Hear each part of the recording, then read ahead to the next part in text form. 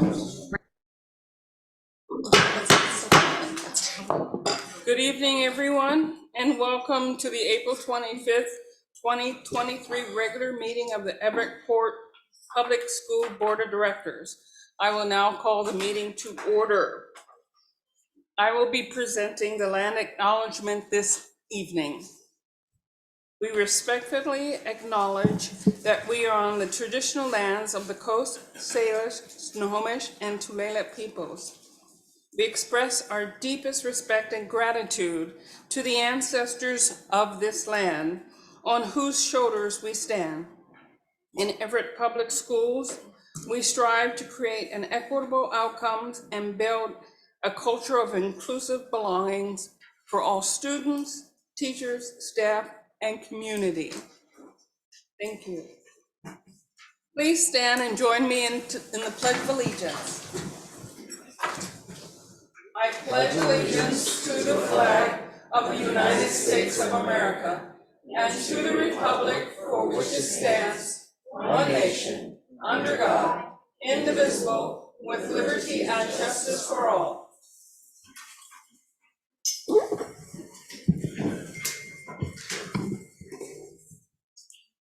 Will the secretary please call the roll? President Lassagne. Present. Vice President Mitchell. Present. Director Herman. Present. Director Nichols. Present. Director Mason. Present. Student Representative Colley. Present. Student Representative Gilbertson. Thank you, Madam Secretary. Our first item of business is the adoption of the agenda.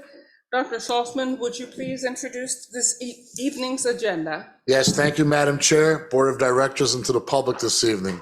Tonight's agenda contains the following: the superintendent's report, a segment for board comments, a segment for public comments, a segment for routine business, segment for information and discussion, segment for unfinished business, segment for new business, and a segment for upcoming agenda items. Since publishing the agenda, the following changes were made to the agenda. Item 2.01, the land acknowledgement, the presenter was changed. Item 7.01, superintendent's report, presentation was added. And item 12.03, environmental and climate science curriculum spotlight presentation, the presentation was added. Thank you so kindly. Thank you very much, Dr. Saltzman. Is there a motion for the adoption of the agenda? So moved. Is there a second? Second.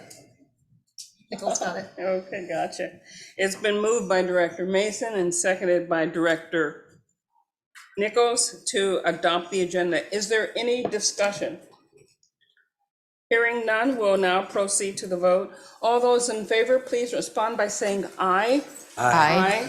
Those opposed say no. The motion carries. Tonight's agenda has been adopted. Thank you very much. We'll now move to section 6.0, which is recognition. There are no recognitions planned to come before this meeting. We'll move to section 7.0, which is the superintendent's report. Dr. Saltzman. Thank you, Madam Chair, Board of Directors, and the public this evening. Okay. First of all, I'd like to congratulate the Jackson High School's robotics team, 2910 Jack in the Bot. They are the Pacific Northwest First District champions. Whoa. And they just returned from the World Championship. I'm so proud of them for representing our district with dedication, commitment, passion, and joy, and we cannot wait to see what they do next. Oh. Really, really special. You know what tomorrow is? Tomorrow's Administrative Professionals Day. And that's where we get to honor all the amazing folks that help run our schools. I also like to call out Mr. Wayne Hagan, who is in his 49th year with Everett Public Schools, representing our administrative professionals. Shout out to the amazing teams that we have in our schools and offices. Their care, their effort, their support, and their exemplary customer service are the backbone of running our district smoothly. They are the people that are nonstop from morning to end, and they greet everybody with a smile and care. Thank you, and I'm grateful to all of you for all that you do in our schools. This spring, students in grades 3 through 8 and 10 will take the SBA in English, language arts, and mathematics. Students in grades 5, 8, and 11 will participate in the WCAS Wattcast science testing. These tests are simply to help give teachers an accurate picture of whether our students are on track to be ready for college or career. And we all just encourage our students to do their best every day. I'd like to call out that our reunification procedures have been added to our parent university, and we have been called out for the model reunification procedures that we have done in Western Washington. Just as we practice fire and earthquake drills, we must practice reunification. Please go to our homepage and learn about the standard reunification process that makes reunification predictable and less chaotic for all involved, as you know the process there. Kindergarten enrollment. Wow, I just think it's that time of year, kindergarten enrollment. Kindergarten orientation dates have been scheduled for the 2023-2024 school year. Please go to your school's homepage for specific dates and times to keep you informed. Teacher Appreciation Week is the first week in May. This year it falls in the second week in May.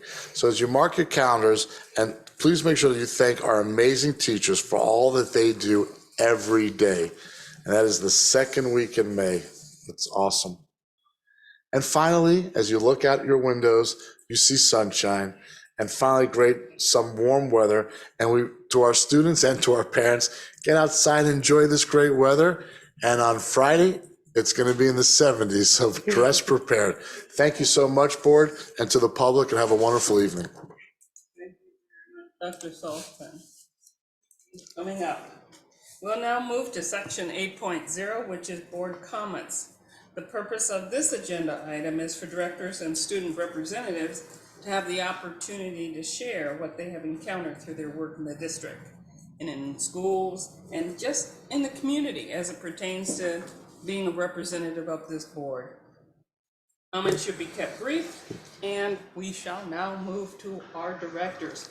Let's start over with Student Representative Colley, and we'll work our way around the dais. Okay. Hi. We just had Cascade's 3rd annual cultural night, and that was a huge success. We did a big flag parade, and so that was really nice. We have Alice in Wonderland coming up by our drama club this weekend on Friday, Saturday, and Sunday at 6:30. So if you can make it, you should go. And we also recently opened up our Cascade clothing closet, which is where students can get clothes, accessories, food, bedding, etc. And it's free to students with financial need, or you can trade your clothes in for a new outfit if you just want one. So that's pretty cool. And school year's moving fast now. It's almost coming to an end, but it's been a great year. Thank you. Thank you very much, Student Rep. Director Mason? Yes, so just a couple things. Attended the Everett Community College Foundation breakfast. Director Lassane and Dr. Salzman. It was a great opportunity to support one of our sort of key district partners and hear the student stories, which were really very compelling about how students succeed in our local community college system. We also had a great board work study session since our last regular meeting, and really appreciate those. Just a lot of learning to be done. And then lastly, 4 of us, 4 directors, were able to attend the Washington State School Directors Association DA1, Director Area 1 meeting, which was up at Mount Vernon High School. So an opportunity to be on another campus, but more importantly, to interact with colleagues and talk about topics that are very relevant to all directors in the state right now. Thank you. Thank you very much, Director Mason. Director Nichols, do you have anything? I don't have any comments. I've been unfortunately very busy with work over the past couple of weeks and family. But I will say that to the Ridge families that have emailed me, I will be responding to you about your concerns. I just haven't had a chance to sit down to draft those yet. So, but that's all I got. Thank you very much. Director Herman, do you have anything? Just a few things, and then a legislative update as well. Last Saturday was Earth Day, and I was over at Willis Tucker Park for a park cleanup with members of the Silver Firs Elementary Green Team and Jackson High School Project Green and Key Club. So thanks to Mary Fuda at Silver Firs for organizing that, Snohomish County Parks for leading that event and all the students and families that came out. Also, the DA1 regional meeting I thought was very helpful for us as directors to connect with other districts. Look forward to more discussion on that. One of the topics was student voice, and obviously on tonight's agenda, we're going to be talking about that a little bit. And also last week, I was able to participate in some interviews for our next school board student representative. Our policy in Everett is to rotate between our 4 high schools, and this year the interviews were for students at Jackson High School. Some terrific student candidates had stepped forward, and just along with that, just a big thank you to our current student representatives for being actively engaged in all of our work. So we had heard that about 140 school boards across our state have student representatives, and that's out of about 295. So I think we're doing well. Switching over to legislative update then. The 2023 legislative session wrapped up on Sunday night, as you all I'm sure know, and there was a lot of activity right up until the end. Some of the bills which we've been following, one of the big ones for us was the transition to kindergarten bill 1550. That did end up passing over the weekend, and that was after some back and forth late last week and even on Sunday. At this point, this latest and final version is on the governor's desk for his approval, and we'll have to see how that unfolds as to how that will affect our early learning programs here in Everett. House Bill 1238, the amended and scaled back version of universal free meals, did pass the legislature and awaits final approval of the governor. So this is a scaled back version, but a step in the right direction overall. There were a number of bills this session related to high school and high school different aspects of that. And I've mentioned some of these in the past. Senate Bill 5048, eliminating college and the high school fees. Senate Bill 5243 concerning high school and beyond. Part of this was establishing a statewide high school and beyond plan that would be the same across the state. So that's in development, and that has also passed the legislature. House Bill 1308 regarding high school graduation pathway options, and 1316 expanding access to dual credit programs also passed, and House Bill 1658 allowing high school students age 16 and older to earn elective high school credit through paid work experience. So there were a number of bills that were supported by WASDA and also reflected in our priorities that are past the legislature and awaiting the approval of the governor. A few more, Director Mason, you had mentioned this one, Senate Bill 5275, expanding access to benefits provided by the School Employees Benefits Board, what we refer to as SEB, that is passed the legislature and already signed into law. And this one affects us as school directors. Senate Bill 5650 concerning salary inflationary increases for K-12 employees. This sets the inflationary adjustment index at 3.7% for the 23-24 school year, and for the 24-25 school year, the inflationary adjustment index will be the IPD, or implicit price deflator, for the previous calendar year as the beginning of the school year. This has already passed and been signed by the governor. The last one of interest to some of our families was the elementary recess bill, Senate Bill 5257, made it through the legislature. So this means that beginning in the 24-25 school year, so not next year, but public elementary schools in Washington must provide a minimum of 30 minutes of daily recess on regular school days. This one still needs to be signed by the governor. The big one, and of course, one of the main areas we were advocating for, was the level of special education funding in the state's operating budget, hoping for it to be closer to the Senate version. That does appear to be the case with the budget that was passed by the legislature, but there's still a ways to go before special education is fully funded. So this will likely, and what we're hearing, this will continue to be a priority within the various education associations as we go forward. A big thank you in advance to our staff for unpacking all of these 2023 legislative changes in the weeks and months ahead. And sincere thanks to our legislators in Olympia for their work this session. This week's legislative network call, the last one, we will be going through the bills and starting to talk about advocacy and next steps in the interim. So I know a long report, but it's been a really interesting session. Yeah. Necessary. Very fascinating. Thank you. Thank you so much, Director Herman. Yeah. Appreciate that. And I'm just going to begin by saying that Director Herman, I was the representative, ledger rep for a number of years, and you are really the best. So thank you.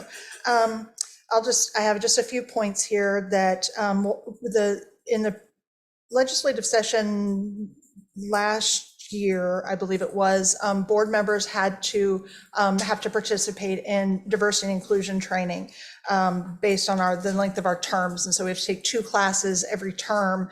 And so I took my first of my 2, and they're being WASDA, our organization, was charged with developing them. So I took one on belonging and having a sense of belonging, which is along with our ruler information and that sense of being other. Really, they had us look at our feelings and our behaviors at a time where we felt like we belonged and a time where we felt like we were other. And even though in my small group, it was 4 white women, we all were of different minds, and how we felt, one of them felt other because of her mindset. And so that we didn't have that opportunity to feel other because of our skin color or our language, but it was still interesting to talk to somebody that really felt like an other, and how she was treated because of her mindset. I thought I have done a lot of training on diversity and inclusion, and was really frustrated why the state was requiring this, and really feel blessed that I attended and that I did it. So I do believe that there is always something to learn. I have changed my mind, that now I believe that there's always something to learn. Also attended the WASDA meeting last Thursday with the other ladies up here because of a family illness. But the schools that were mentioned about that have students on the board, I sat at a table where local schools don't have students on the board, and some worry that our policy governance agenda could be boring. I said, yes, it can be boring, but we feel it's leadership development for the students, as well as they are our voice, and we need to listen to them, and more will come again of this later in the meeting. But then I also sat with a superintendent from a district north of here that's a K-8 superintendent. So some of those 295 schools don't have high school districts, and so he did really say that it's hard for him to imagine an 8th grader sitting up here and having the sense, but he does meet with his 8th graders to sort of do their leadership development before they go into high school. So that was just sort of interesting, that yes, we are on the precipice of having these student engagements, but there are some that do it in a different way. The most exciting thing that's happening right now is that students are being accepted to colleges and universities all over the place. And I am so proud of Binta with what her choices that she's making. And I know it's a hard choice. I've heard of kids that are going to Hawaii and Bryn Mawr and University of San Francisco, and a state school in San Diego that wasn't a state school when I was down there. So it's one I haven't ever heard of before, but it's in San Diego. So now there's a gazillion universities in San Diego. But just, I know that this decision can be really tough for kids, and it can be really fearful if you're making the right decision. But there is really not a right decision. Every student needs to know that sometimes the right decision, you find out the first day of school, like I did it when I went to San Jose State, and you call your mom and say, I'm going to PLU next year. And she says, okay. So, I mean, sometimes that's when the right decision happens. And then I want to acknowledge that, like Director Nichols did, the View Ridge parents have reached out to us. I understand that others are taking care of the emails. I don't have, I tend to not respond directly to emails because I don't want to mix up any understanding that I have about changes. And so that I am speaking here today to just know that I understand your concerns, I hear your concerns. And I do have my own bias though, because I grew up with a single mom in a very large apartment complex that was at the edge of the catchment area for my high school. And across the highway, which was like Evergreen Way, it was actually Saratoga Sunnyvale Boulevard, was another bank of apartments, and there are apartments lining the streets on both sides. And so that's where most cities choose to put their apartments, and those kids that come from them, my mom made sure I was college bound.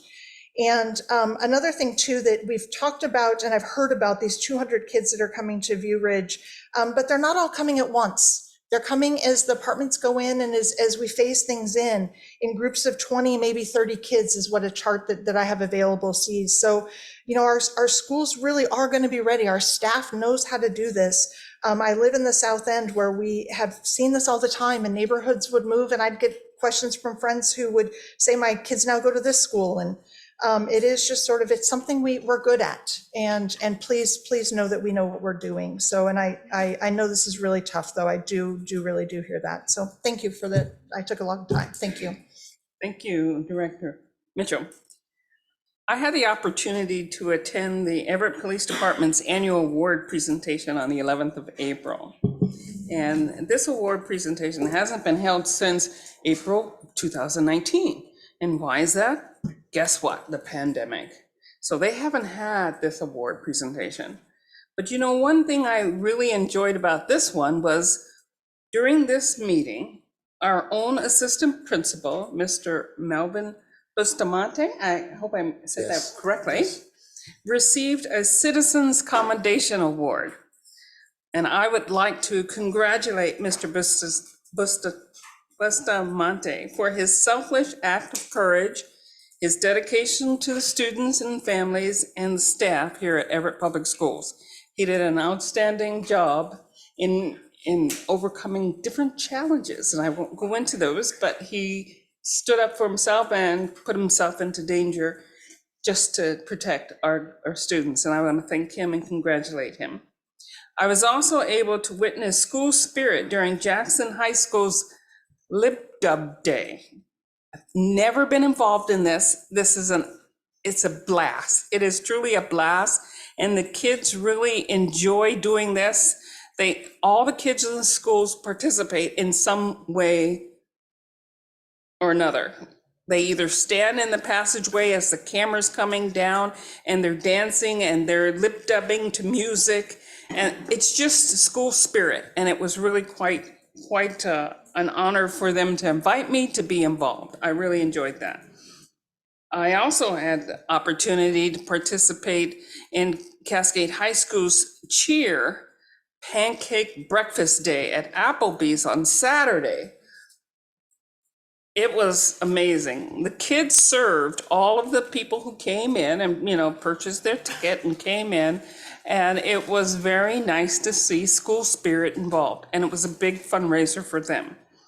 They did run out of food, but they offered, I got my pancakes. Don't worry, I got my pancakes, but some people got cheeseburgers instead. So that's okay. That's okay. It was really great. And I would like to just congratulate all the students at both high schools and all of our high schools on the uplifting of school spirit. It's very important. It teaches them about community pride and community support and community cheer as they progress and go on to college and career and wherever their life takes them. And I think it's very important that they do that and continue building school spirit.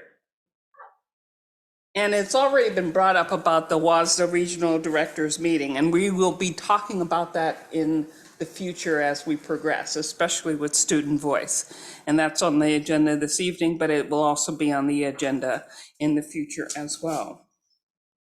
So thank you very much.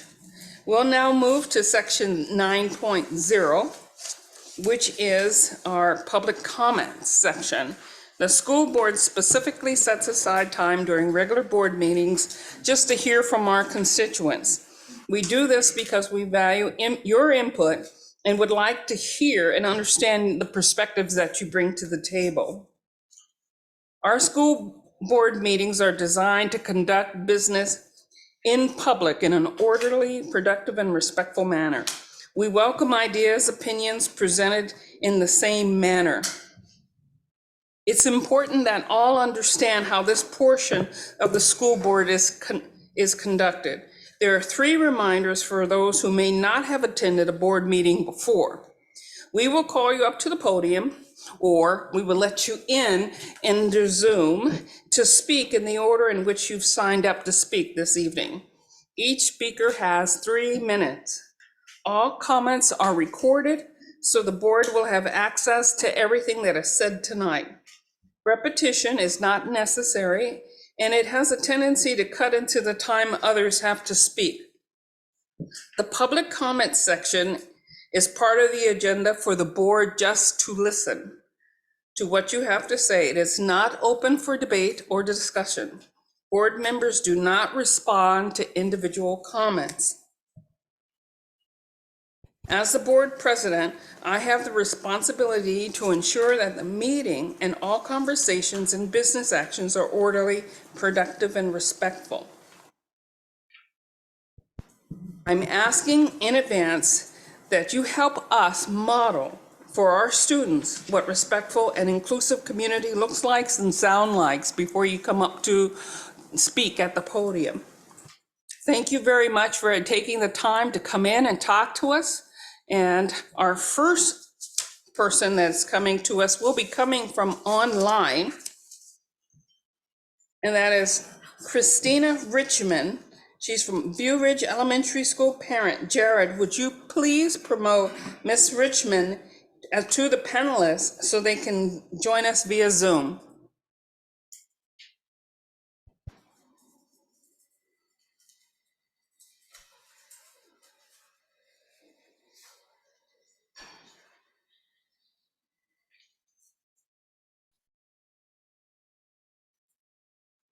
Hi, Okay, is it okay for me to talk now?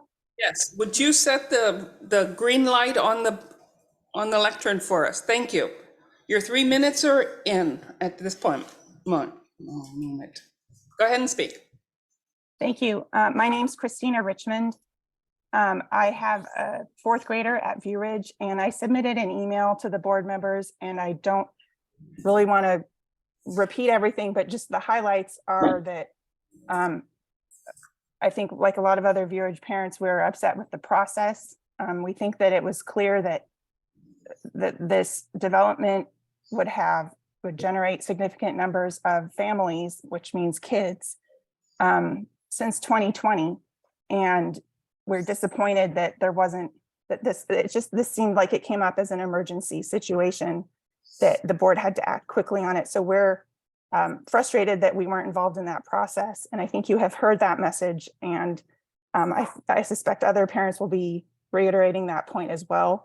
Our request is for you to reconsider that decision and do a more robust analysis of options. If you don't, I think we get back to our same underlying concern here. It's just that this is potentially a large number of students coming in during the school year. I know that it would be phased. The phasing, I think, is particularly what's concerning me, in case it means that the children have to switch classes during the school year. And I have so far not heard any really concrete plans about what the school district can do to address that and to minimize those disruptions. I heard one of the board members say just a few minutes ago that trust us, we know what we're doing. I mean, the trust level is a little low right now because we weren't involved in this process. And we attended a meeting with people from the district and our principal at the school a couple of weeks ago. And same thing there. I haven't heard any really concrete suggestions and articulation of how we will not be, the students' learning won't be disrupted. And I think in particular, we're worried about them having to shift classes during the school year as it goes along. What I've heard is that the resources follow the students, but if those resources aren't coming until the students come, I don't see how you avoid disruptions. And so I would appreciate more information on exactly what the plan is to minimize disruptions to the students. And I will wrap up now. Thank you. Thank you very much, Ms. Richmond. Our next speaker will be live and in person. That person is Corbin Krunate. Did I pronounce it correctly? Can you pronounce it for me, Corbin? Okay. Corbin, please come forward. And there will be 3 bips on the lectern there. The green light indicates that your time is 3 minutes and you still have plenty of time. When you see an orange yellow light, that means you've got about 30 seconds more left. And then when you see a red light, that will indicate that your time is up, Corbin. Yes, understood. Thank you so much for coming, Corbin. Go right ahead. Hello, my name is Corbin. I'm a 4th grader at View Ridge Elementary. I've been there since kindergarten, and my little sister is there too. I am here today to share some of my experiences experience and worries about adding 200 more kids to my school next year. To start, I had to switch teachers a month after school started in first grade and then again this year. Both times I was very sad when I found out, then I was anxious and then mad when I had to move. My worries made it hard to learn, but luckily my parents worked with my teachers to help them understand what I needed. I don't know if the other parents helped the teachers like mine do. The whole experience was terrible, and I really don't want to go through it again. Will I have to change teachers after school starts? I really don't want to. This year, I was moved from a class of 14 into a combined 4-5 split of 30. It's so loud in there. Most days I have earmuffs to help with that. The teacher is doing her best, but it's hard to keep the volume down. I get overwhelmed and retreat into my imagination. I also focus on making it to the end of the day so I can go home where I know it will be quieter because there are not so many kids. It's hard to share my thoughts and ideas. Sometimes I don't feel like I'm being heard. That makes me feel bad. It also makes me feel mad because I have good ideas, but others interrupt and I forget my thoughts or we run out of time. It's also hard for me to focus, especially during tests because there isn't any quiet space to work. Am I going to be in a class of 30 kids again next year? I'm also worried about what these extra kids mean for lunch. Though we technically have 20 minutes for lunch, it's really only about 10 minutes to eat. We wait in line to come inside after recess, wait at the table to be called for the hot lunch line. We wait to get through the line and then finally sit back down at the table. I'm never able to finish my lunch before time is up. In kindergarten, my mom wondered if we even ate lunch because so much of my food came home in my lunchbox. Will my lunchtime be even shorter next year? Lastly, are we taking away our field to add portables? Where will we play? Thank you for listening. Thank you very much, Corbin, for coming tonight. Really appreciate your comments. Thank you. We'll now move to Miss Daleen. Yes. Daleen, I'm sorry, I won't pronounce it. Yes. Croty. Daleen Croty. You must be Corbin's mom. Yes, I am Corbin's mom. Thank you so much. Again, you understand that the green light will indicate you have 3 minutes. The yellow light will indicate you have approximately 30 more seconds, and the red light means your time is up. Okay, Thank you. I got it. All right, good evening. My name is Daleen Cronchi. I'm the proud parent of a kindergartner and a fourth grader at View Ridge. Though we don't currently have any extra kids, my wife and I are foster parents and have been for the last 6 years. I'm a classroom volunteer and I'm in charge of our school garden, so you will often find me in and around the school. I attended the March 25th school board meeting for the Lowell View Ridge boundary change. There was no communication with View Ridge families before the board voted, and even today, on the 25th of April, many View Ridge families still don't know we're getting 200 more kids next year. Last week, I walked the parent pickup line and I talked to 22 parents, so before the line got moving too fast. Only 3 were aware of the boundary change, but even these 3 knew like almost no details about what was going on. I left the March 28th meeting feeling having more questions than answers. It was alarming to watch the helter-skelter decision-making process that unfolded that night in the meeting. The board members had lots of questions for Mr. Gunn, but many of them went unanswered. It was shocking to me that no alternatives were proposed to the board for consideration. In fact, at one point, Dr. Sulzman even said Mr. Gunn should come back to the next board meeting with some options, but then the board decided to vote on the only option that was proposed, which was to bus 200 elementary kids to View Ridge. What boundary revision process did the district follow that night? It certainly looked like nothing like the March 2015 boundary change process that moved 150 kids from an overcrowded Woodside Elementary School to Silver Lake. Before the 2015 boundary change, the district came to the board in January of that year to share information. There were 3 different proposals that included pros and cons to each. The district held community meetings at both schools before coming back to the board in March to report out and request a vote. I know Mr. Gunn likes to reference a 2012 Penny Creek boundary change that was on the consent agenda. He suggests that the View Ridge boundary change and the Penny Creek change are similar. They are not. First of all, the consent agenda is for, and I quote, items considered to be of routine in nature. This includes meeting minutes, personal action, business transactions, expense vouchers, gifts, travel requests. Boundary changes are none of these things. Second, the Penny Creek boundary change moved 16 kids from a cul-de-sac of a single-family homes to Silver Firs. That is nothing like adding a 430-unit apartment complex with 80 three-bedroom units, 70 four-bedroom units, and 15 five-bedroom units. I'm still researching, but there are a few things so far that are very concerning. One, I can't find a single elementary school in the district that has added 200 kids over the course of one school year, even in the South End. The closest is 146 kids that moved from the Woodside to the Silver Lake as a result of the 2015 boundary change. Two, based on the projected months the buildings will be finished, we should expect disruptions to our school from October through May. That's a lot for one school, and I'm pretty confident no school has experienced student growth of this size during one school year. Three, the city of Everett has known about the size and scope of the Four Corners apartment complex since 2020. Four, the district waited until March of 2023 to propose a boundary change and presented the board with limited and incomplete information. Your time is up. I'm sorry, Ms. Okay. Clemente. Okay. Thank you very much for coming to the board this evening. All right. We'll now move to Karen McMahons. Again, your time will be indicated in the green blip will indicate 3 minutes. The yellow-orange light will indicate you have 30 seconds remaining, and the red light will indicate that your time is up. Thank you.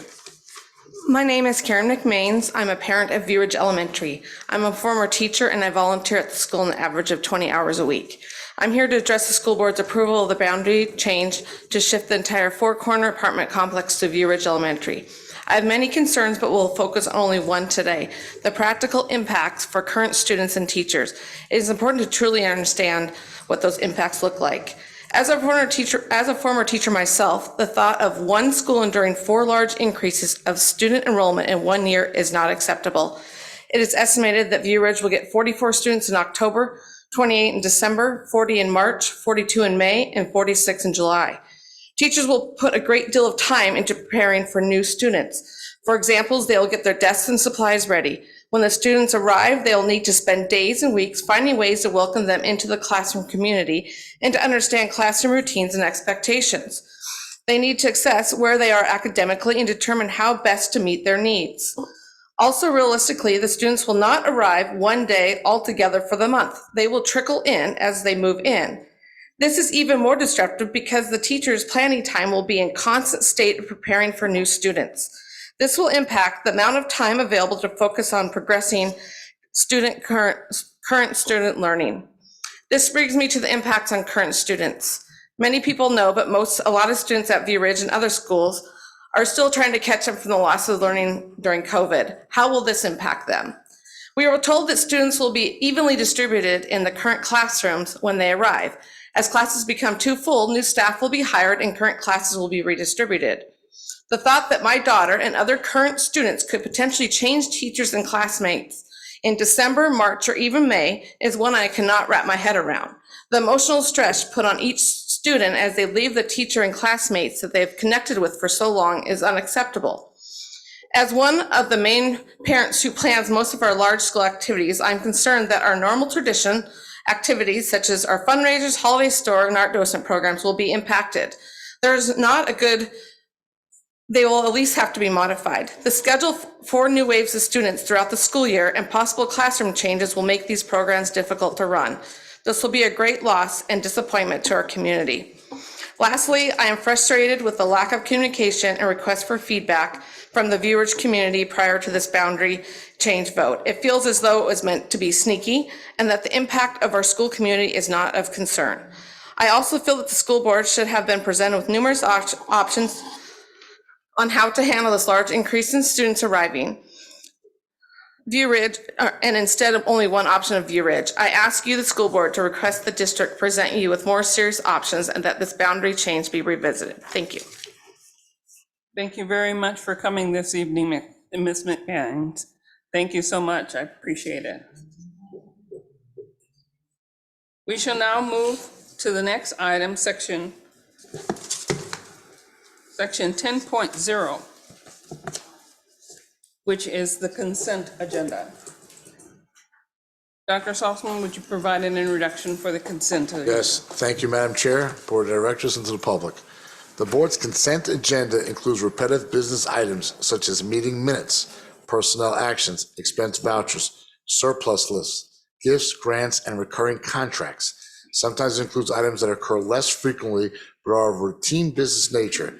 These items are usually reviewed by the board in the Friday report 1 or more weeks before the board meeting. This gives directors time to ask staff questions or to consider a discussion about the policy implications of those items. The board votes on the consent agenda in a single motion. By its definition, a consent agenda is not debatable. In the case of this consent agenda, the superintendent's office received and answered 2 questions regarding the personnel report. The consent agenda is presented as published for board approval. Thank you. Thank you very much, Dr. Salzman. A motion to adopt the consent agenda is now in order. So moved. Is there a second? Second. It's been moved by Director Mitchell and seconded by Director Herman to approve the consent agenda. Does any director wish to remove an item from the consent agenda, place it in the new business section of the agenda? Hearing no requests, we'll now proceed to the vote. All those in favor, please respond by saying aye. Aye. Aye. Those opposed, say no. The motion carries. The consent agenda is approved. We'll now move to section 11.0, which is our strategic progress monitoring. There are no strategic progress monitoring reports scheduled for this meeting. Moving to section 12.0, which is information and discussion, we will now hear a report on the board's annual goals by Mr. Gunn.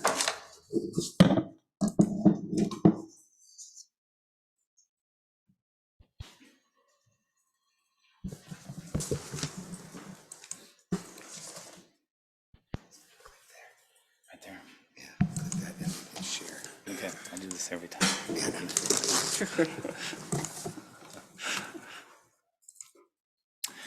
Good evening. So tonight I'm presenting to you for your consideration the draft annual mid-year goals report for the board for 22-23 for the current school year. These goals are the board's own goals selected by the board itself last August and are based on the Washington State School Directors Association School Board Standards Framework. And these are designed to help school boards understand and apply common principles of school governance.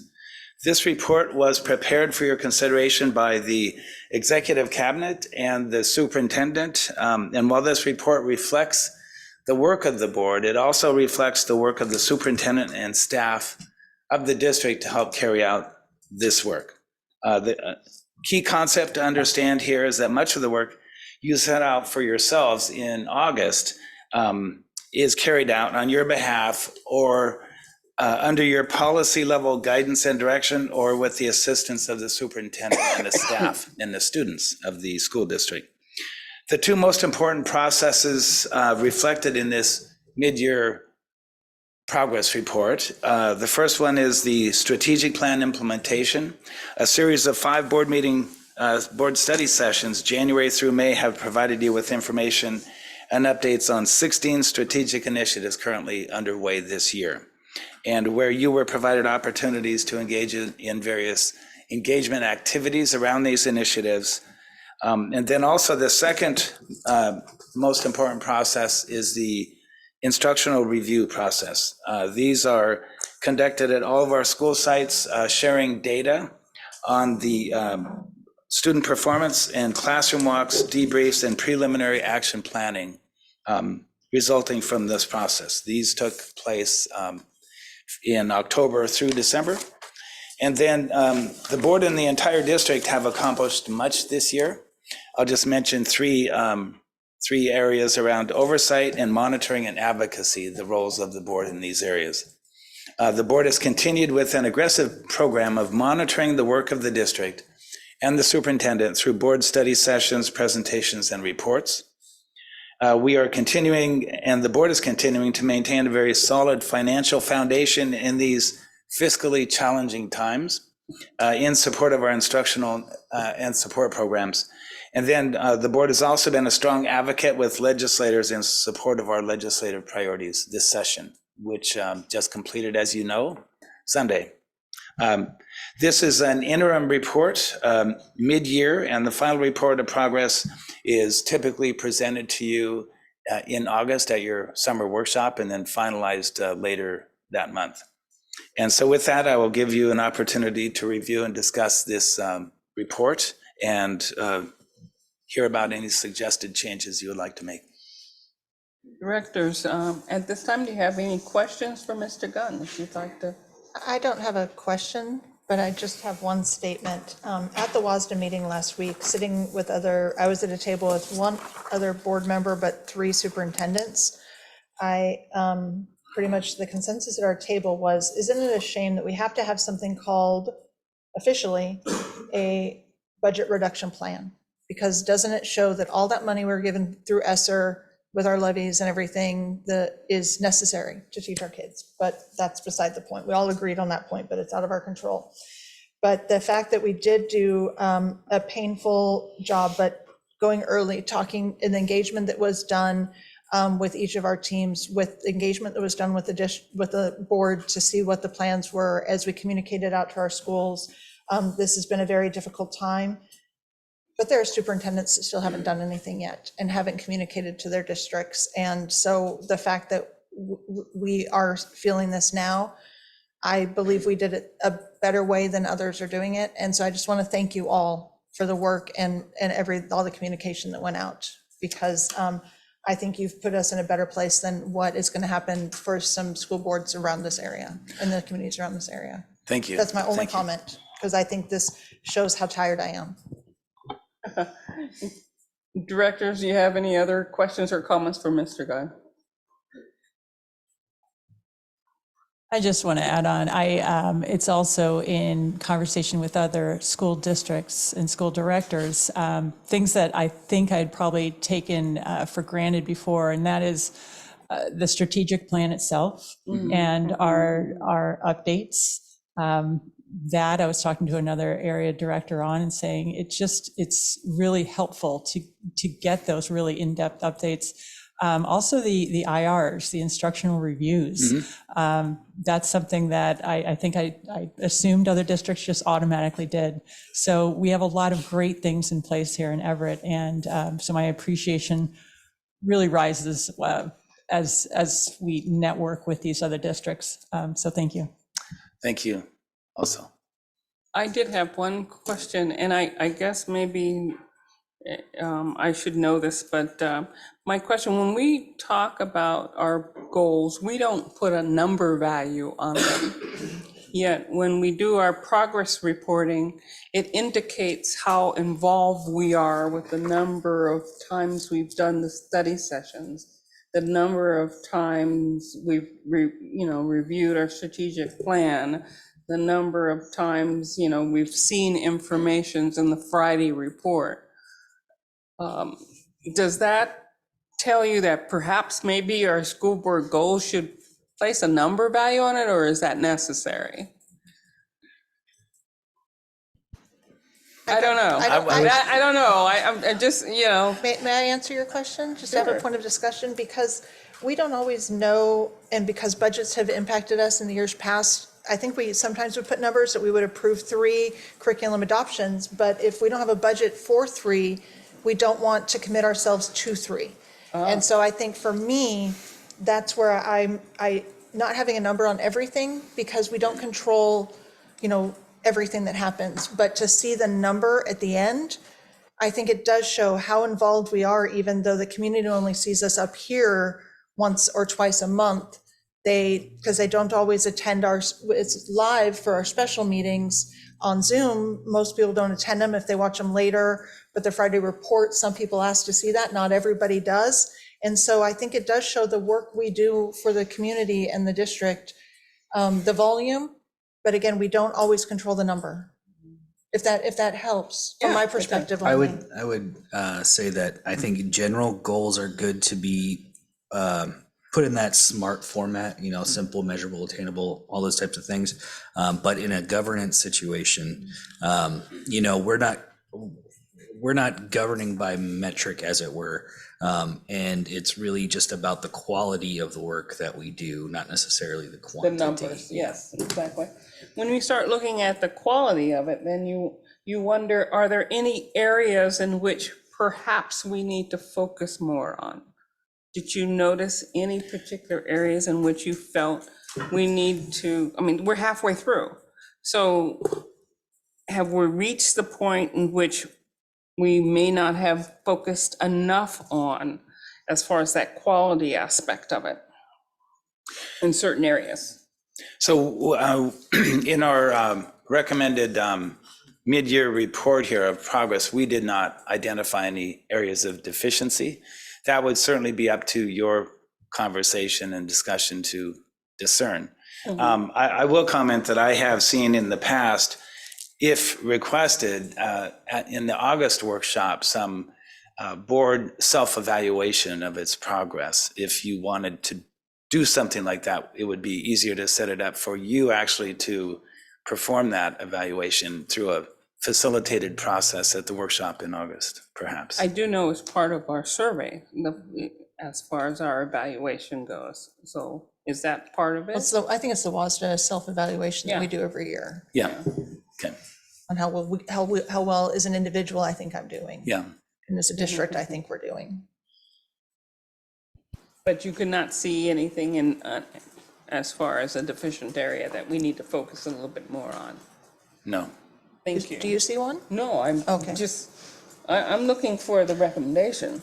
I look at it as a very robust goals that we have in progress, very robust. And I noticed the numbers and to shed in to the fact that we are doing quite a bit this year, now that we're back in person. Any further questions, comments? Thank you very much, Thank Mr. you. Gunn, for your presentation. I think we appreciate this. We'll now move to our second information and discussion item, which is the AP Environmental Science Curriculum Adoption First Reading. And I see Ms. Cartwright is at the podium. Good evening.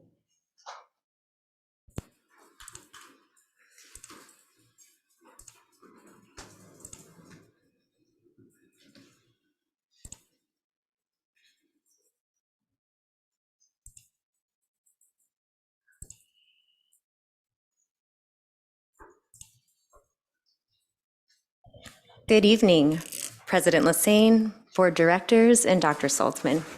Thank you for providing me the opportunity to share the AP Environmental Science Adoption Committee's instructional materials recommendation. The committee met from August of 2022 until this past March to engage in the rigorous and comprehensive adoption process as outlined by 2311.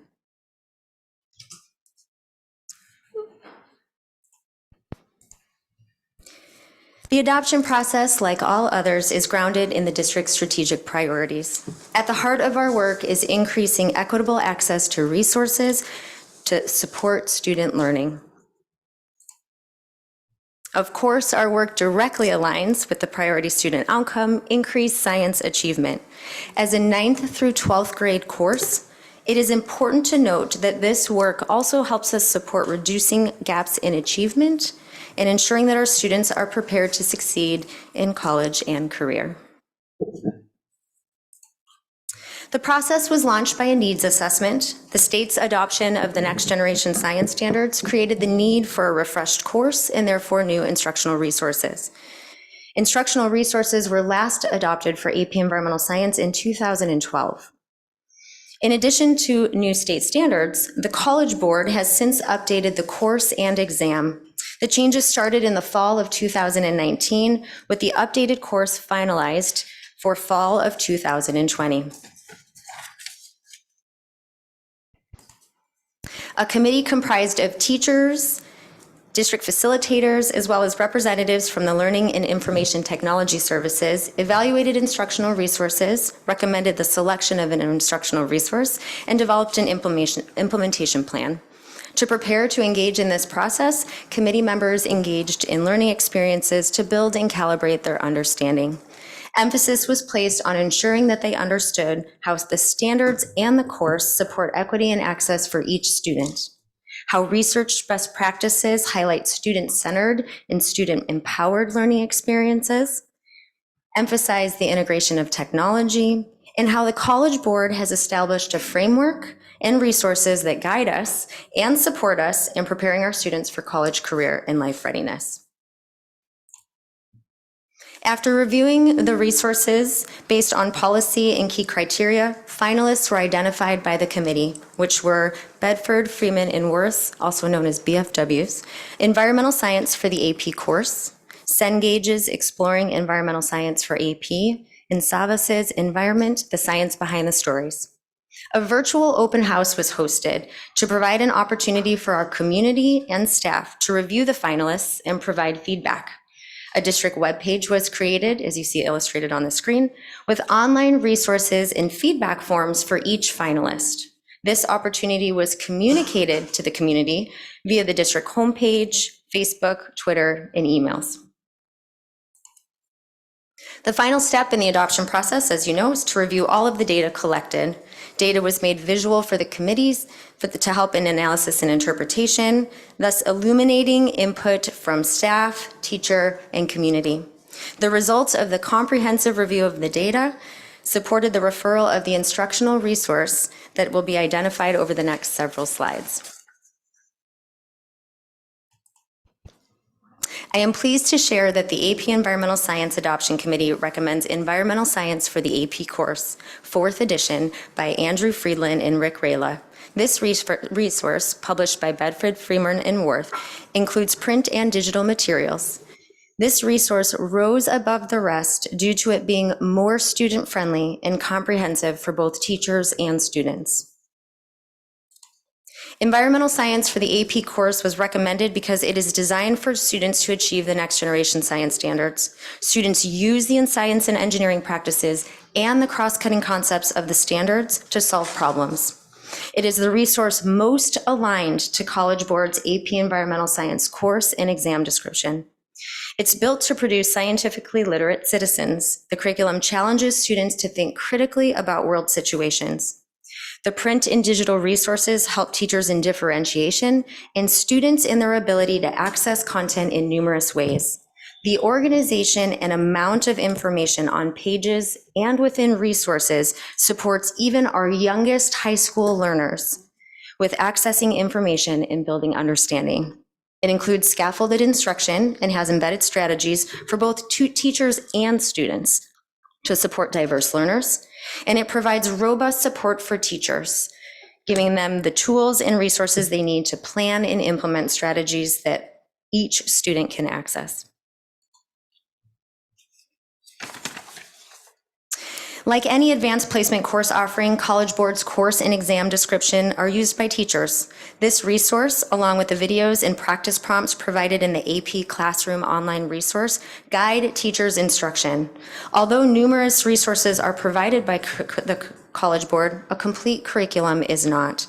Because of this, one of the greatest priorities for the committee was that the selected instructional resource best align with the College Board's course and exam description and resources. The committee feels strongly that Environmental Science for the AP course will help them plan and organize materials efficiently to best support students in figuring out the science and preparing to demonstrate that knowledge on the AP exam should they choose to do so.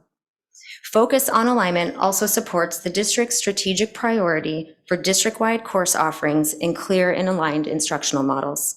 Having an instructional resource that aligns to both standards and College Board's framework, which BFW's Environmental Science for the AP course does, will help the AP Environmental Science teachers provide consistent district-wide equitable learning experiences for students. As previously stated, AP Environmental Science is offered to 9th through 12th graders. Because a large percentage of our youngest high school learners engage in this course, it was extremely important to the committee that the selected textbook and instructional resources be written and presented in a way that provided the most accessibility. On the screen, you can see two pages from BFW's textbook. I know the text is small, but what the committee wanted you to see is that this resource consistently pairs the science content written in an easy-to-read format with images that bring those words to life. Almost every page in the text is split equally between imagery and words. Reducing barriers to learning is a strategic priority for this district. The committee feels strongly that this textbook can best support each of our students in accessing and learning the concepts of AP Environmental Science. Another strategic priority is to implement a multi-tiered system of support. As you know, Tier 1 is high-quality, standards-aligned core instruction. High-quality instruction means knowing your students' strengths and areas of growth, and providing scaffolds and supports to help each master content and skill. An attractive feature of BFW's Environmental Science for the AP course is the numerous embedded tips, tricks, and strategies for both students and teachers to individualize the learning experiences. Every page in the textbook includes guidance that can help students learn vocabulary, grow their science and engineering practices, practice math routines, and prepare for the AP exam. The images on the slides are examples of some of these items from the student text. In addition to these scaffolds and supports, the teacher-facing resources include more guidance for planning, teaching and differentiating, as well as guidance for teaching an advanced placement course. In addition to offering what the committee feels is the most student-friendly accessible textbook, BFW's online platform Sapling offers numerous resources to support teaching and learning. The ebook can be accessed both online and offline, increasing accessibility for students. Online homework provides hints, targeted feedback, and solutions for just-in-time support. And there's an abundance of practice prompts, including adaptive quizzing and AP exam practice. Videos and animations are there to help students learn to solve the math problems of environmental science and see the science in real time. To support implementation of these new instructional resources, teachers will participate in learning experiences. Trainings will be led by publishers and central office, the science team, to build understanding of the pedagogy and resource organization, understand the digital tools, create readiness to implement units, and create readiness to employ high-leverage instructional strategies and routines to support differentiation and sense-making. Tonight, in this first reading, I've explained the characteristics of the recommended instructional materials for AP Environmental Science. Based on the extensive review process, the committee believes this recommendation can support increasing science achievement, reduce achievement gaps, and ensure college and career readiness. And in doing so, requests the adoption of this resource after a second reading. Thank you.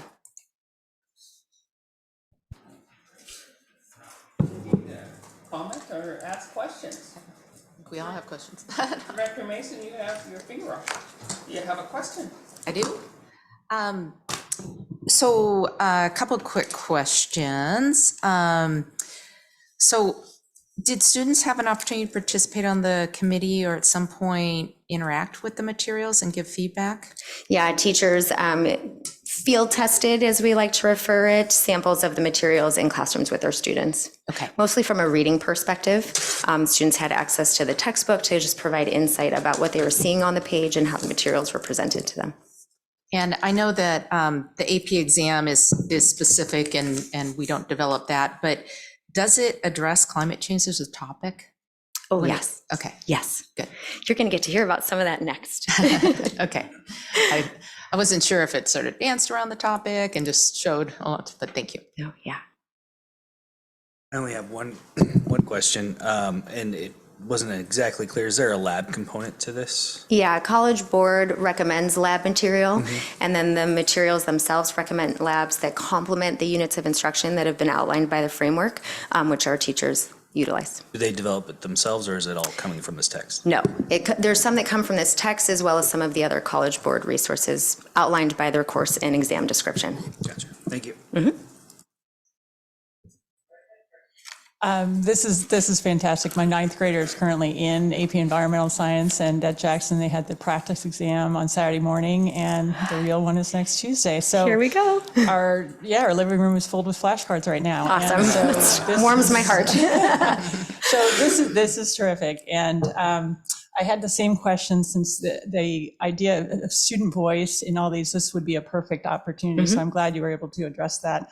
Also, what was really important for us this year, because the previous textbook was 2012, Yes. it sat on the side. The daily videos that College Board has, whole new resource that all of our AP classes now have. So. Yes. I think you had mentioned that and sort of feathering that in. It's a combination of what College Board is providing. Yes.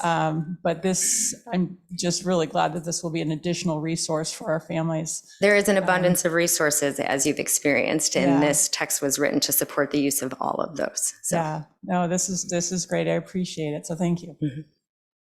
I just have one question. So all of our ninth graders take AP Environmental Science, is that right? Or just, They have the opportunity to take okay, it so if they they take choose. Environmental Science or Or AP? biology they take biology in the environment or AP Environmental Science. Thank you, because I see a cost of $16,000 annually, which just seems low compared to the number of kids in ninth grade. So I'm wondering how many kids does that serve? We currently have just under 500 students enrolled in the course. Okay. And I keep forgetting that ninth grade is not the same as like kindergarten when it Yes. comes to volume. Yeah. So, okay, thank you. Great question. Student representative, I've said this before, Superintendent Colley. Student representative Colley, do you have any questions? Take the class. Another great course. Good. I have a question. When you said there were opportunities for comments back from the virtual online, how many comments, or at least how many logged in to review? Ooh, the question about how many logged in to review is a great question that I don't know the answer to, but I can tell you that we had 3 forms submitted. So there were 3 different people that did take advantage, which I will just share is the most we've ever had in science. So that just tickled my heart. That was probably Director Herman who did, and so she probably did it 3 times. No. Thank you so much. Another question, and what I really liked is that you said that there is great alignment with the Next Generation Science, AP Test, and the College Board. Yeah. And you mentioned that the College Board's last update, I guess you would say, was back in 2019? Yeah, with the course finalized with additional updates for the fall of 2020. How often does the College Board come back and provide updates so that these standards can all be in alignment? That is a great question that I do not know the answer to, but I will seek that information. Yeah. But it's really important that the public realizes that the College Board has a big job ahead of it in aligning to next generation standards, as well as ensuring that the work or the information in the curriculum is on the AP exams that our students do take. Yes. With so much changes and focus on the College Board today, I just want to make sure our community is aware of what they do and their big job. And one of the nice things about online resources is those are updated as College Board does some updating. Those resources are updated in real time.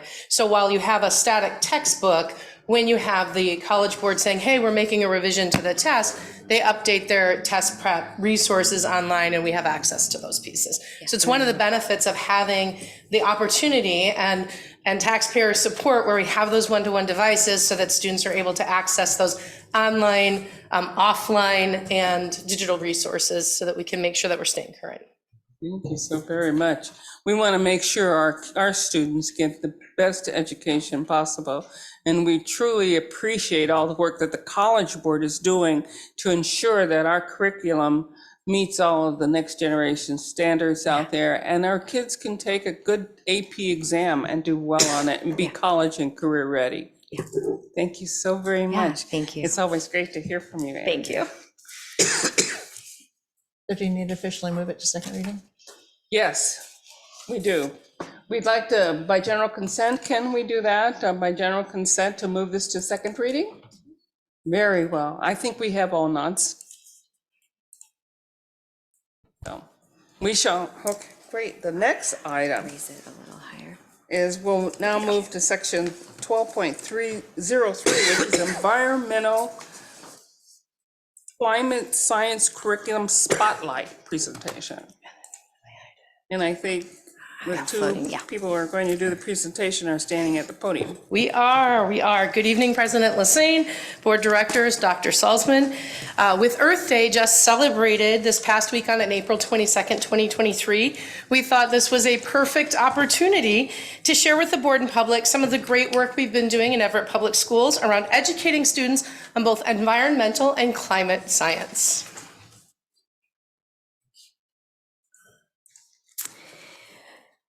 We teach environmental and climate science in Everett Public Schools because our state has two sets of adopted standards that call for us to do so.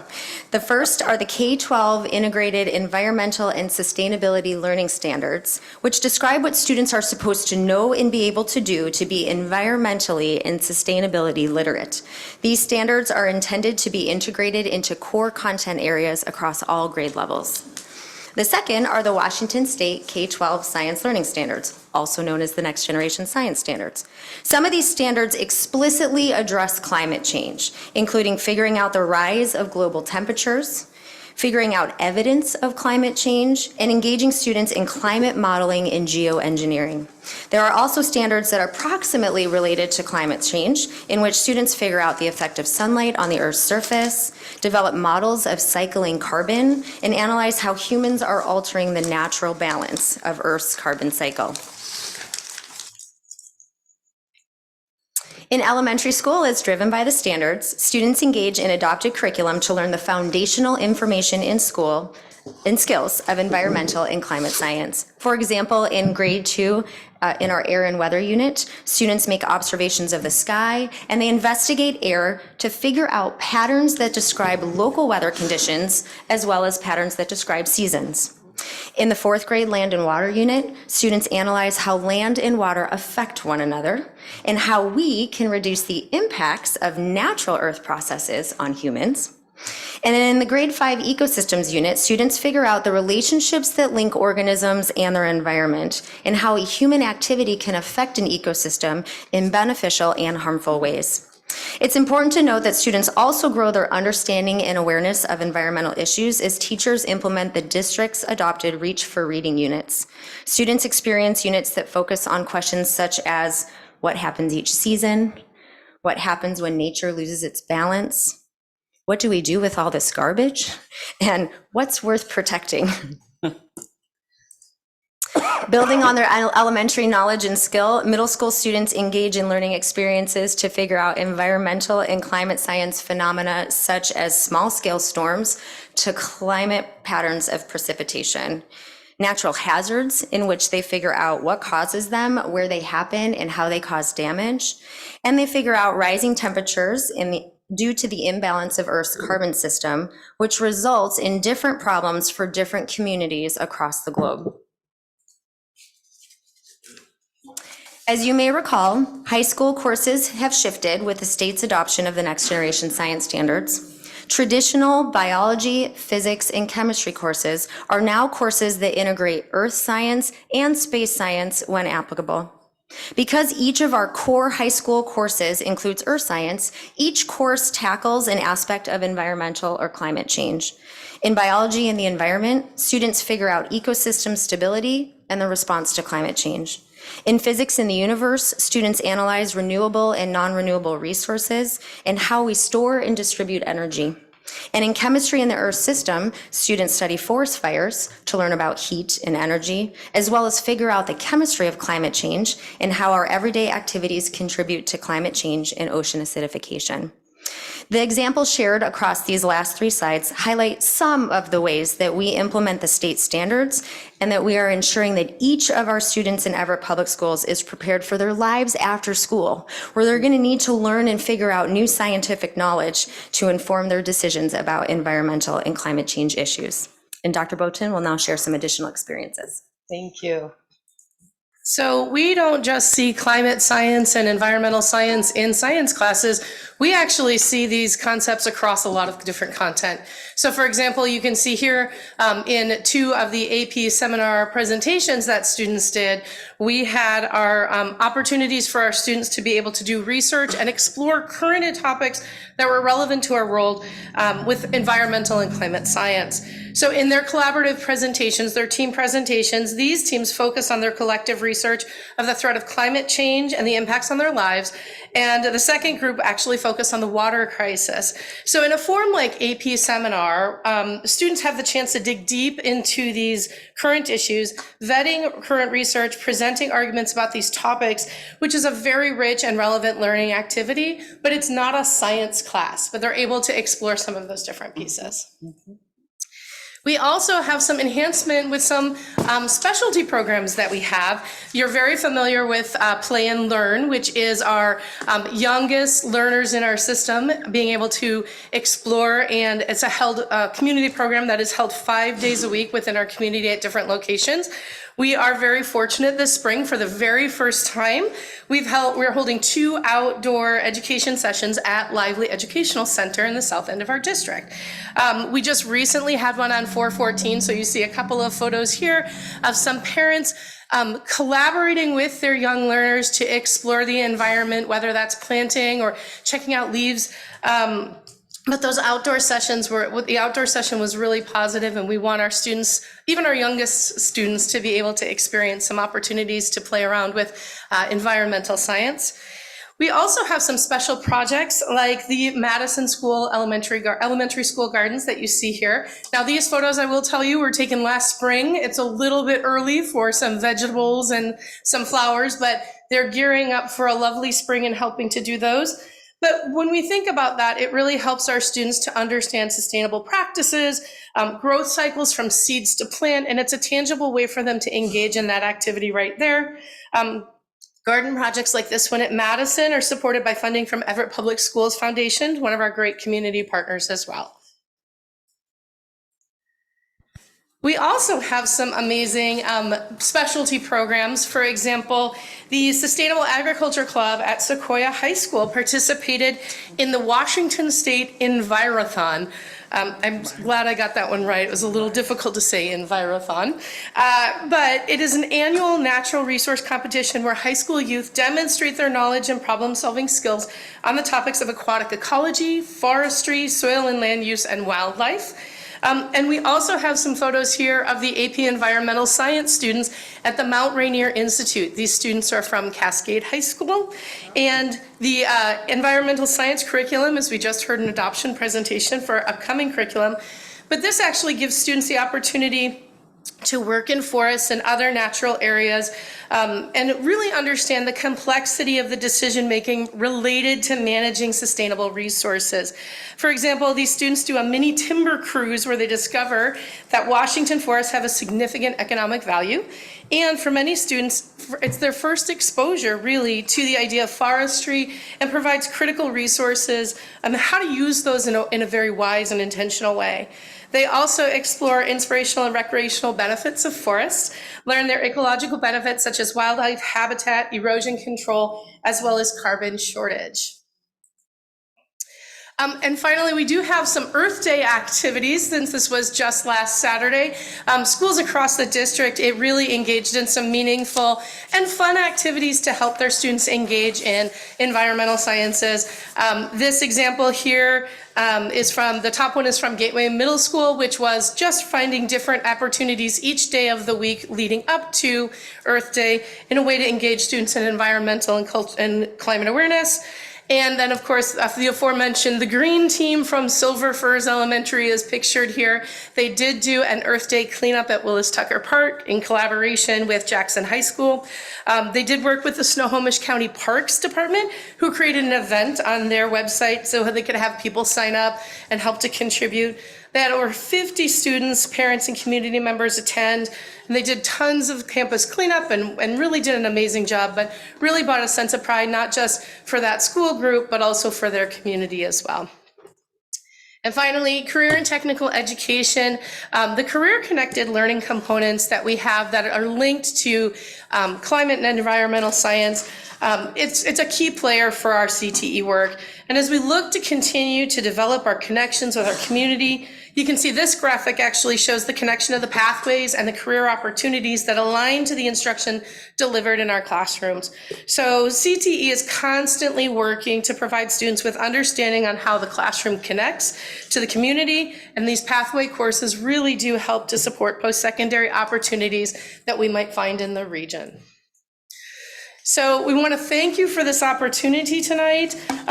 It's really a great honor to be here to share about how we embed climate and environmental sciences in our content areas. And they are just another way for our students to have really authentic and relevant experiences in our schools that really help them to develop a deep understanding about the environment in which we live and in which we learn. Thank you. Directors, any questions or comments at this particular time? I just want to say thank you for sharing all of that. It's because of environmental science that my daughter is a geology major with an environmental science minor. Because when we did the changeover, she was a junior and was like, oh my gosh, I have to go to all these freshmen. But she really did enjoy the field trip. I think they went out to the rainforest on the Olympic Peninsula. And then she became, her senior year before COVID, a TA for the environmental science class because she just appreciated it so much. So I think this is great. And the work of all of our students and teachers with the gardens that Madison was just one of many. And we heard about one at View Ridge tonight. So it is just really great. So thank you for showcasing this so the community really can see all of the great work that is happening. Any other comments or questions? Yeah, I just wanted to say I appreciate all the work that you're doing for this project. I think it's very important for our students to learn about climate change, especially since with what's going on in our world. And since we are the future generation, I think we all need to be educated on things that are going on. So I think it's very resourceful. Thank you. Yeah, and I just echo those comments. I thank you so much for this overview, very thorough, and I was just really unclear sort of how it all unfolded and this patched it all together. So thank you for doing that. And I noticed that on the Earth Day, on Tuesday, they made a climate, or on Tuesday, they made an Earth Day pledge. And our board has discussed this many times about us making a pledge towards this end. And I know that we have a group that has been working on that. And I look forward to when some Tuesday, hopefully, on a board meeting, we have the opportunity to make our pledge as well and stand behind this work because, as Binta had suggested, it's just really important for our students to learn this about the environment and the way that they can help shape it in the future. So thank you very much. I would like to also say thank you very much. You did an awesome job, and I do really appreciate the Everett Public Schools AP seminar slide there. Side comment, and I think Dr. Boughton understands. Yes. I also want to say that it's really great that you have an agricultural club, you know, a sustainability club. I took a forestry class when I was in high school, and we did something very similar to that. And so it's really amazing how even back a couple years ago when I was in high school, and we took a forestry, we were concerned about climate change and the environment and how our effects, you know, on the, you know, forests will pass toward, you know, the whole ecosystem and what it does. And it's important that our students continue to learn about that. We learned about it then, and so I'm glad we're still learning about it now. So I think it's very important. Thank you so much. Appreciate your presentation, and I just look forward to things that are going to come in the future regarding our students and what they're doing for our community and our climate. Thank you. Thank you. So we shall now move to unfinished business. We have several things within our unfinished business category. The first one is an item that was tabled for future discussion at our March 28th meeting. It has to do with the annual board of directors and the superintendent board development plan. It essentially is travel, board travel. It was tabled back then. The recommended item or recommended action at that time was that the board approves the proposed 2023-24 travel schedule for the board and authorize the board president to approve necessary travel for the superintendent during the 2023-2024 school year. So it was tabled, but now we have the opportunity to actually discuss amongst ourselves the board travel and how we will tackle this problem and make any further recommendations. Are there comments at this time? I definitely have a comment, and just like we went through with the budget these last few months, I really think that it is incumbent on us to look at these travel options in a way that does not add undue expense to the district. And while there are traditionally some good benefits of attending some of these conferences, not all of them are necessary. And there's certain ones that we may be able to attend, virtually, things like that. Obviously, it's not as enriching and it's not as fun.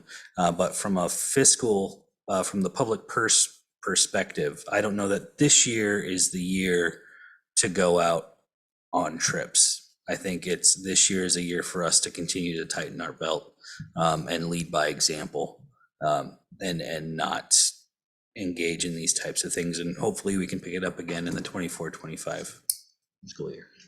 Are there other comments from other board members? Yes, Director Mason. Looking at the travel options, most of these, not all directors attend. And I think that some are definitely more relevant and more important than others. My feeling is to approve the ability for a director to attend these if they choose.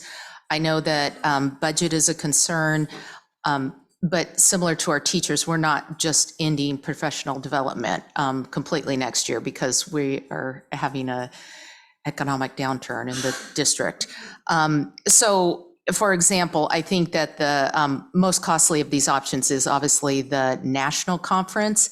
And I personally will choose I will choose not to attend that. I think that the state conference is a very critical, important opportunity for directors to not only learn about different trends and things happening in our state, but also to interact amongst ourselves and with other directors when we're tackling this. The other thing too, my only other comment that I would make is that we are all at different levels of serving on this board. And I enjoy these conferences. I probably feel like I could be okay maybe missing them. I don't feel that new directors should miss that opportunity because there's so much information to learn, and especially the local ones, to bring them up to speed and make them the best director that they can be for our district. I would hate to see that as a foregone conclusion. Mm-hmm. Any further comments before I make a comment, but any further comments? Yes. Clarification on tonight, by reviewing these, it does not necessarily give the green light for directors to travel. Can you just discuss that process a little bit more? Board approval does not necessarily mean that any or all directors will attend these. It means that we will establish that it's approved travel for the year. Whether you go or you don't go is up to yourselves, but it also gives the board president the opportunity to help establish the approval of all the meetings for the board as well as the superintendent. So it gives that green light, so to speak. But whether you choose to go or you choose not to go is up to yourselves. The other thing that I'd like to comment, professional development is always important. That's number one, because not all of us are educators. We haven't been to school for education, but yet we have a job here to provide for the necessary education of our students. So we have the opportunity to talk to colleagues, sit in sessions that have a purpose of education so that we can learn, as well as bring back some of the things that our colleagues throughout the state, throughout the nation are doing within their district, bring it back here to maybe implement it or review it or provide it here. I guess I've been here long enough to say that I attended one national conference before, which we brought back, I guess 21st century skills learning. We brought that back and then implemented it within the district. And we're still using those types of, opportunities for our kids as they continue their education journey. So it gives us that opportunity to do that. It doesn't mean that every director has to attend. It's always good for those who have not been involved in education, new directors, to go, because that's true. What Director Mason said is very relevant and important, because not all of us went to school for education. Some of us did, some of us did not, but. Caroline, did you have a? I have a point of clarification, actually, or a question. Why, I don't ever recall the board needing to approve the superintendent's travel. I thought that's something that the president signs off on. It's And so why is it basically based on having the approval for the board travel, because sometimes the superintendent attends the same travel that we have. So it's these meetings, it's approval for these meetings, not all superintendent? Okay. But the way it's written, it says the board approved director and superintendent travel for the During past the 20 years. 20 But it's really, this is just our travel. in the March 28th meeting, the recommended action was that the board approve the proposed 2023-24 travel schedule for the board and authorizes the board president to approve necessary travel for the superintendent during said year. So during said year, if he was to go to these items, it was because the board was attending those items. Okay. And then, did that help, or? Did that help?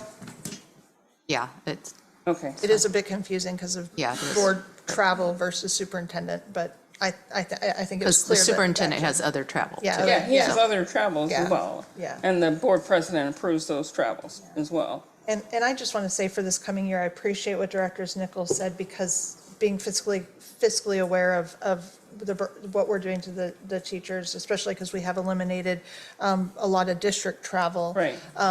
Professional development is done internally, but our only way of getting this sort of professional development is to drive up to Mount Vernon, which we did last week. And I'm very thankful because the WASDA does switch their annual meeting between Spokane and Bellevue. Right. That next year is in Bellevue, so that doesn't include a hotel cost for us or any travel costs. It's a drive-in, drive-out every day, traffic, whatever. But I think that the meeting, it is important. And your point to Director Herman about learning, the IRs, that when we were at the meeting last week, they said, oh, get your submissions in if you want to present at WASDA's meeting. So I mentioned something to Ian. He said, go to Darlene. And Darlene goes, well, we're not going to present anything if you all aren't going to be there. So the fact that if at least one or two of us is there, which allows us to share our good news to teach other districts about what we're doing locally, is essential. Going to New Orleans, that is I just was there, and that was $1,000 airplane ticket just to go in March. And so it is just sort of, maybe that is something that as we get closer to April or whenever we have to decide, it is something that we opt out of, but we give ourselves the options, because who knows, things could change. Things could change. And the thing is, you never know what's on the list of topics to be discussed. Yeah, and maybe one of us goes. What type of board so. development might be available for any director who may want to attend. But I think I appreciate the fiscal conservativeness that we need to oversee, but I appreciate also our need for professional development in a reasonable way. Right. So I will move that we approve this board travel as written. Do that as the action. Are we finished with discussion? Any further discussion? I would just say that, just to kind of to reiterate, like I'm not opposed to professional development. I just think that this year is a special year, right? So I think I would feel more comfortable approving this even if we just struck the NSBA conference from the schedule, just to say, hey, you know what? Yes, it might hurt, but there's the following year that we can go if we want to go. But to me, it's really about the symbolic nature of this, and so if we're doing it as written, I'll probably vote no or abstain. But if we knock out the NSBA, I would be more likely to support it, and that's just Right. I would support either way because I won't attend NSBA next year because of cost. I'll Right. choose, and as a matter of fact, the only thing on here that I'll attend probably next year is the local WASDA conference, just because I'm not a ledge rep and the others are more Legislative. So, Okay. it makes no difference to me which way the board goes on the NSBA. It's always important to leave the option open for any new director that might be involved, and especially if that new director is not involved in education, to have that person be able to attend for professional development. It's always important that we consider those options. And two, there was another spreadsheet that was sent around that provided the costs associated with all of our travel. When you look at the entire budget that we have and the cost that we spend as a director, when you start thinking about what our responsibilities to establish policies are within the district, it's not a good, in my opinion, and it's not a good idea to limit any director from the opportunity to learn something about education and how that role as a director relates to. It's just not.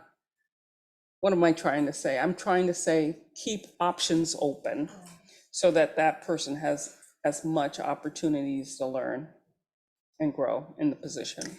I personally find the state conference far more relevant for learning opportunities, and the national one is mind-opening, but it's not near as relevant for the work that we do. And I think there's also the other thing we're looking at is this is not our only professional development opportunity. We get all sorts of publications and articles to read, and we have lots of opportunity with staff to meet and learn about programs, both across the state, but in our district. And so, the national conference is expensive, and New Orleans is a long ways to go. It's a long ways to go. So, but you have to remember, it's the opportunity that any director can say, I'm not going. Yeah. but it's also going to be an annual opportunity. So if we skip it 1 year, Yeah, but we I mean, I don't see that as a problem, because so we have how many director positions coming up for election this year? We have 2. one or two, yeah, the 2. And so, if you're going to, if you win that election, you're going to be here for the 24-25 year, the 25-26 year. And you'll be able to attend those conferences. This isn't like the last opportunity for any of us on this board to attend an NSBA. Because if you don't win your election in November, you're not going to be on the board to attend it in Louisiana anyways. Yeah, I think, At this point in time, can we get a motion? Can I just add one, sorry, go ahead. Okay. I just want to say that we all agreed this year, because of everything that's going on, we did not attend this year. And so our symbolism, I really think, is this year. And I think that's really important that the community knows that we all chose that we didn't go this year because of what was going on. But I do appreciate the fact that next April, whoever is on the board, we can make a decision when we know more about what's coming, because the budget we don't even know the budget yet, really. So motion, sorry, thank you for that point, allowing me. Okay. I'll Recommended action. Is there a motion to approve the recommended action? So moved. Is there a second? Second. Are there any further discussion? That's what I should have done. I would move to amend the motion to eliminate the NSBA conference from next year's approved travel. Is there a second to that? I'll second. Okay, the amended motion is, how do we do this? We first work We on vote on the the amendment amended first. motion and then go back to the amended? Yes. Okay. The amended motion is to approve the recommended action with NSBA removed from the list of approved travels. Is that correct? Correct. All those in favor, are there any further discussion? All those in favor of the amended motion, please respond by saying aye. Aye. Those opposed say no. No. That amendment does not carry. Going back to the original motion. All those in favor of the original motion, please respond by saying aye. Aye. Those opposed say no. No. The motion passes. Okay. So we'll now move to the next three items. They involve policy. And thank you very much, Mr. Fleckenstein, for coming up. You have the floor for those three policy items.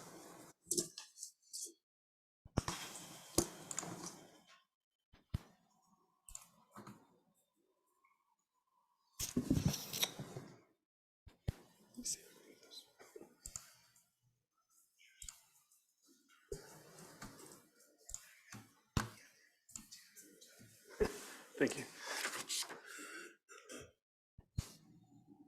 Well, good evening. First, I'd like to present Policy 3230, Student Privacy. Based on feedback received from the Board of Directors during the March 28th regular meeting, staff have prepared revisions to Policy 3230. The revisions now separate student privacy language from that pertaining to the search of students, their property, and storage areas at school. The proposed revisions have been reviewed by legal counsel.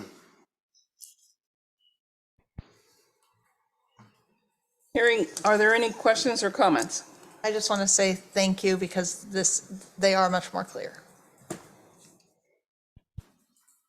I think we shall now move this to second reading by general consent. Next, based on feedback received from the Board of Directors during the March 28th regular meeting, staff have prepared revisions to Policy 3231, Searches of Students and Their Property. The revisions include moving the search language from Policy 3230, Student Privacy, and Policy 3232, Searches of Lockers, Desks, and Storage Areas, to Policy 3231. The proposed revisions have been reviewed by legal counsel. Any comments or questions? We shall move this to second reading. General consent? Yes.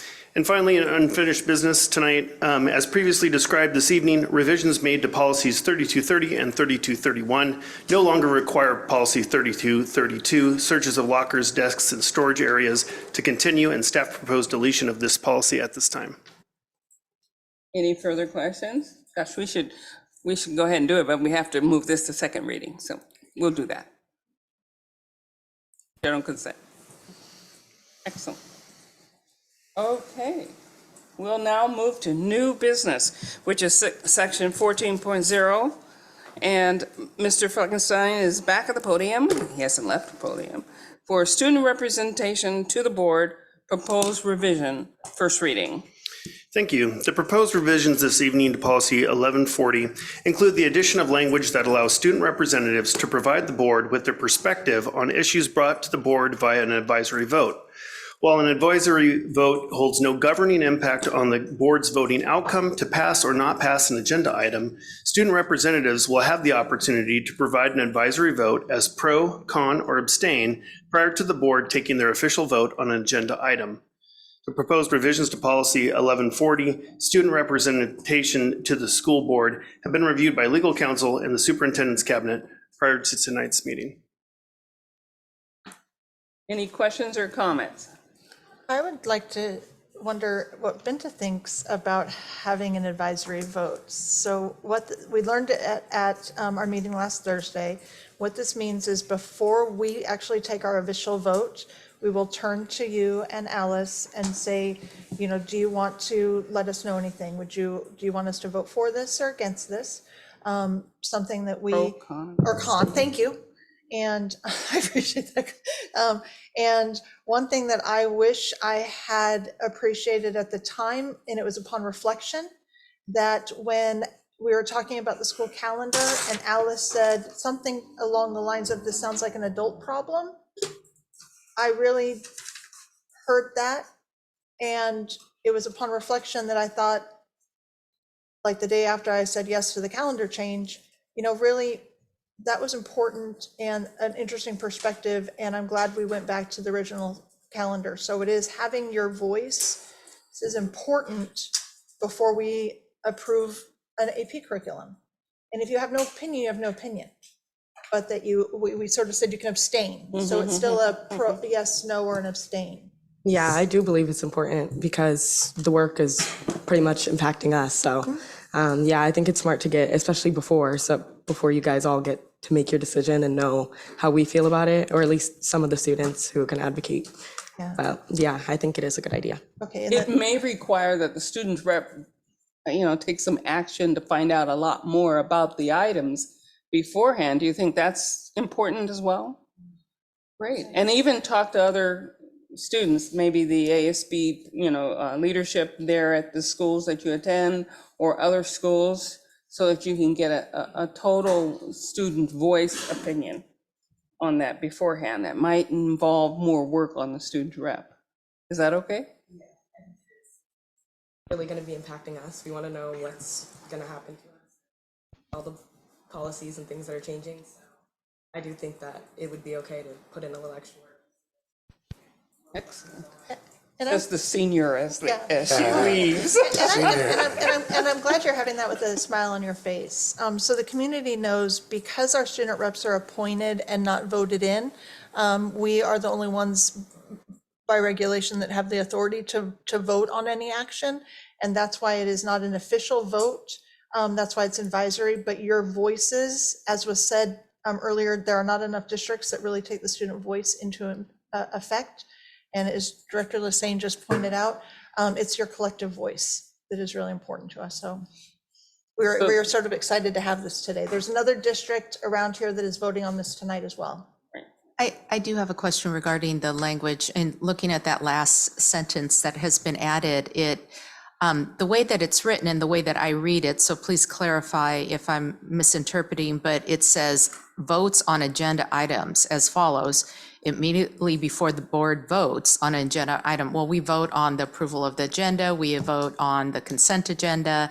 I guess what it seems rather vague to me in terms of the type of items that we would look for that advisory vote, because certainly I don't think we're going to get an advisory vote on the agenda for the night. And so does there need to be more clarification? Or should there be? I If see the what you're board saying. has a revision that it would like to propose through the superintendent, happy to steward that for you. I would like to propose that we either specifically call out the items that are of routine business, like the approval, the adoption of the agenda or the consent agenda. There could be time on the consent agenda where there may They be don't an sign for item things. that might impact.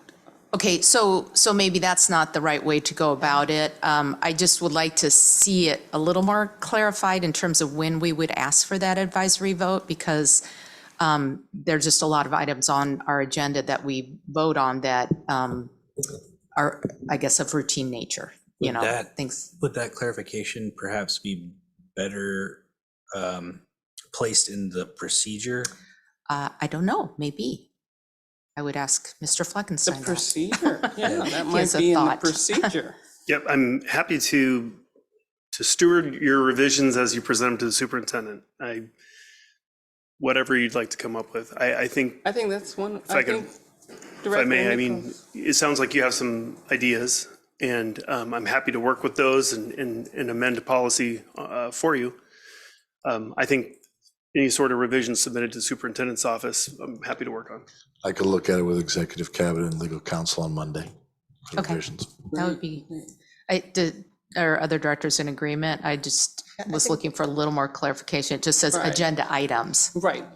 And I think the procedure would delineate what those agenda items are. Yes, or the routine items are, so a vote is not necessary. but those items that may affect the students or affect policy changes within the district might be written in the procedure so that the procedure is clear. This is Okay. very general. They'll circle around back. We could do that. I think Director Nichols had his finger on the pulse. That one, putting it in the procedure. Okay, general consent, we will move this to second reading. Thank you. Okay, great.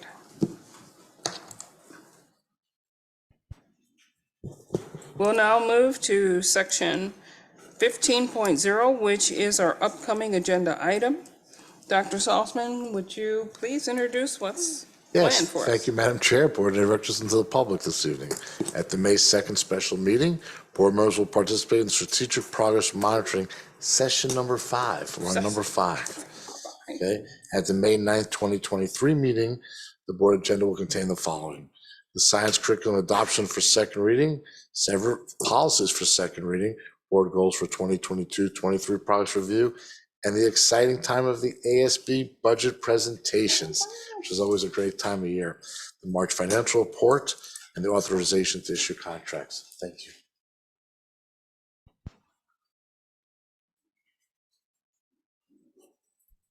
Thank you very much, Dr. Salzman. We'll move to section 16.0, which is our executive session, executive closed session. There is no executive or closed session planned for this meeting. We'll now move to section 17.0, and everybody's getting ready for this one, the adjournment.